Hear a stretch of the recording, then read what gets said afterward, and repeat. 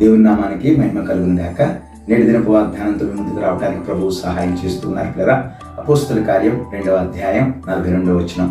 రొట్టె విరుచుట యందు ఎడతెగక ఉండిరి. అవును పిల్లరా, క్రైస్తవ జనాంగమైనటువంటి మనకు నిత్యముగా రొట్టె విరుచుట అనేటువంటి కార్యక్రమం, సంస్కారపు ఆరాధన అనే కార్యక్రమం ఎంతో పవిత్రమైనది, పరిశుద్ధమైనది పిల్లరా.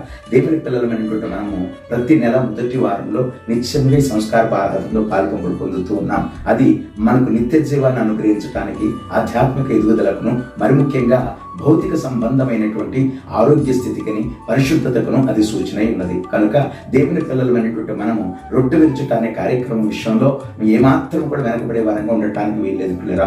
అపోస్తలులు కూడుకున్న ప్రతి సందర్భంలో కూడా దానికి విరివిగా, దానికి ఒక గొప్ప ఆధ్యాత్మికమైనటువంటి విలువలు తీసుకురావటానికి ప్రభు సహాయం చేశారు. అట్టి కృప దేవుడు మనకును అనుగ్రహించిన దినాన్న మన కుటుంబములతో మనం పాల్గొంపు పొంది దైవాశీర్వాదం పొందుదుముగా.